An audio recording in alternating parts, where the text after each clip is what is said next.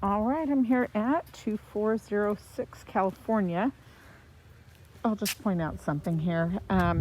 So this is California, and you can see there's not sidewalks or curbs or anything like that. Kind of feels like a rural area, but this actually is a road that gets a decent bit of traffic. And I don't know if you can see it, but down, oh gosh, 1, 2, 3 houses, 3 houses or so down, the road comes to a really sharp turn. I've got a 5-mile-per-hour sign there. So I think the traffic really does start to slow down here.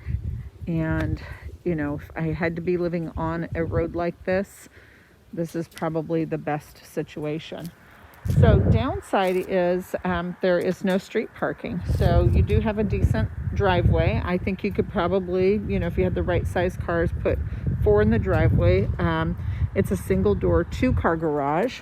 And there is a lay-by area here. So you could park a couple of cars here. But outside of that, there's not a lot of parking in the area. The home has cute curb appeal. And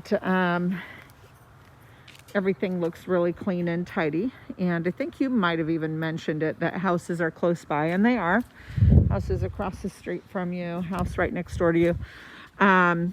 Manders, it's so interesting. Port Orchard's one of the more confusing addresses area to me. So Manders, this goes down behind the house, kind of around a sharp corner. At the sharp corner, it becomes, I believe, Virginia, and then all the way back in. And then actually there's a California street in that neighborhood also. So I'll go back to the curb appeal. Very, very cute.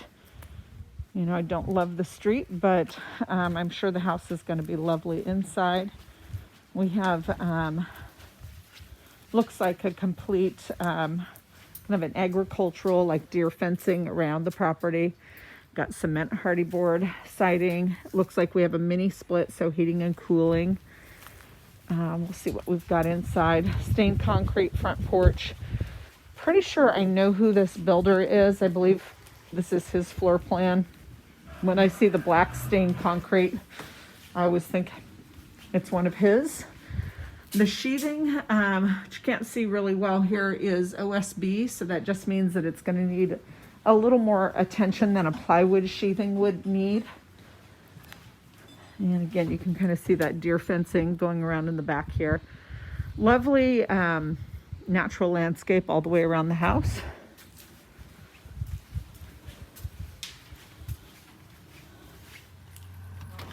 All right. We enter the house onto what looks like a wood laminate. Very cute layout inside. So immediately on the right is a very nice sized dining room. I almost think that we've seen a floor plan like this, a 2-story version where it had the same kind of downstairs area. I like the recess on this side of the door, so I think a nice hall table could go here and be a good drop zone. It has power. I have a small coat closet.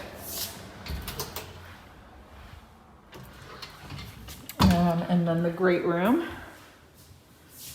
And this has vaulted ceilings. You get a nice ceiling fan. There's your air conditioning and heating coming from the mini split. The kitchen is really sweet. It is gosh, I don't think this is quartz. It looks like granite. Real tile backsplash, nice gray cabinets. These are really just a builder grade cabinet. Like, I think it's Aristocrat or something like that. Forgive me. Pantry area. Ceramic cooktop. So there isn't gas to the house. There's no fireplace. You are on a raised crawl space, so if you ever wanted to add a propane tank, you could. Got those pretty kind of black stainless appliances. This is a double. So oven. This is kind of what I was thinking over at the house on Harper. This could be nice there. And then I believe the intent here is also like an eat-in kitchen space. So I don't know, it's kind of tight, but I think you could do a little bench along the wall and a narrow table maybe. There's certainly room for bar stools here. Yeah, it's a lovely room. Okay, we're gonna go this direction first. So garage, nope, laundry and then garage. And there we go, light switch, nope. Okay, light switches are kicking my tush today. So they have the washer and dryer and a raised pedestal. Storage above, little drop zone out of the garage. A ramp in the garage. This is nice because it's a little deeper than a normal garage would be. So you could run a bunch of shelving along this wall here. Got scuttle access. There's a garage door opener. The garage door looks like it's in excellent shape. You know, if this ramp wasn't here, that would open up space along this wall. I'm sure there's a regular step underneath that ramp. So there's a lot of good elbow room here. The water heater is, I don't know the size. Let's see. Oh, it's a 50 gallon. It's just a little shorter and a little more round than, you know, more commonly seen water heaters. You've got your expansion tank. It's up on the standard pedestal that it should be, so that's nice. I wouldn't expect this to be anything less than, you know, good, because this is a very new house. So you've got your electrical approval from 2018. Panel looks good, nothing exciting there. And it is decent ceiling height, so if you wanted to add overhead storage, you could do that as well. So I think this garage has a lot of capacity for storage. Door needs a little paint.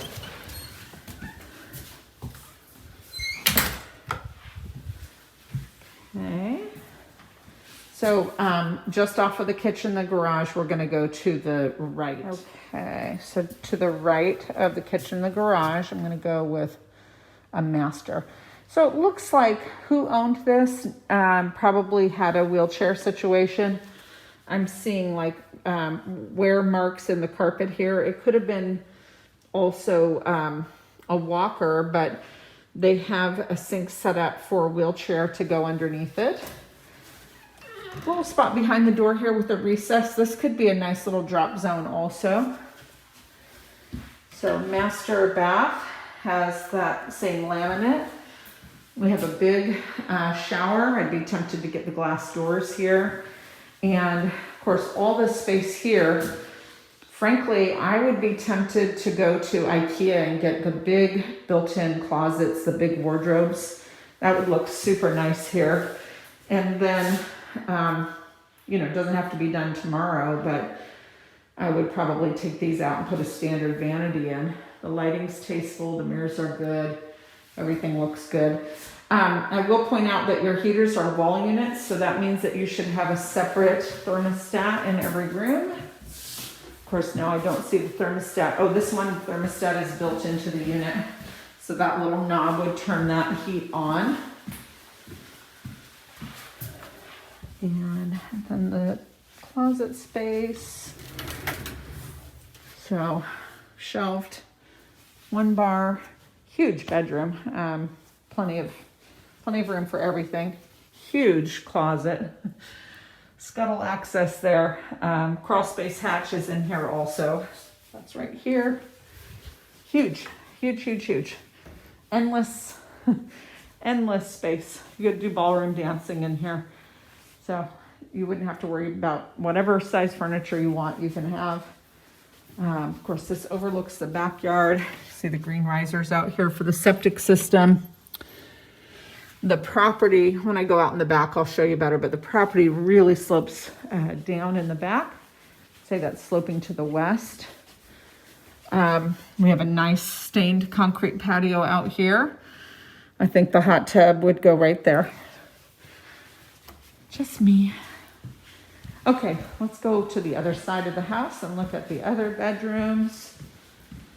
I don't have really a whole lot of lights on in the house. You can see the natural light. It's a little after 5, so get a sense of what this house is going to look like in the fall. Okay, we're going to start. All right, first door on the left, guest bedroom number 1. I did turn the light on because it is getting dark. Nice size room, great amount of wall space. Probably the natural headboard wall there. Very easily a queen set could fit in here. Wardrobe closet. So headboard wall perfect. Lots of length. You know, a triple dresser could fit there. And again, the vaulted ceilings. This overlooks the front yard. To the left of this, you know, not bad size. It's a little bit of an awkward shape because you come in, there's an angle. This wall is an angle. So that's probably the likely dresser wall. This is a likely headboard wall. It's a very long wall. Really anything can fit, and there's really good distance over there. So a big piece of furniture could fit in here. Another wardrobe closet. So despite that angle. And then here again is your individual heaters. Now this one's thermostat is on the wall. So each room will have its own zone. You can heat it to whatever temperature you want. Here's the shared bath. This is a really nice vanity. Does look like we have a little door damage here and maybe some hair dye hit the door at one point, so that might need to be repainted. This will be a tub shower combo. Fiberglass insert. Little window in here plus a vent which needs to be cleaned. The house is generally really clean and it smells good, but nobody ever gets those vents. Hallway linen closet. And then the last bedroom, also excellent size. So we don't have a secondary room here like a family room, but we have the 4 bedrooms, which is really nice, and a very nice layout. Okay, let's check out the yard. Okay, out onto that stained patio, stained concrete patio. That's the door that went into the master. You know, if you wanted to pull this out further, you could. It's a really nice size yard. I'm going to go all the way to that fence line. Just show you how it slopes. I would say fairly flat. A little lumpy, but fairly flat. And that's the neighbor's yard, so those play items for the neighbors. And then probably what made sense to fence is fenced. This all drops down to the back, and I mentioned earlier that you come in on Mander and you go around a really sharp corner, which is right about there. And I believe that road is Virginia. So it's cute. I like it. Probably the only thing that I would say I don't love is the road in front. Not because it's busy, but just because it limits you for guest parking. And maybe that's not a big deal to you. I think this end of the road is always going to be slower. Fewer people coming this way, but also they get to that corner where it goes down to 5 miles. So they're slowing down as they approach.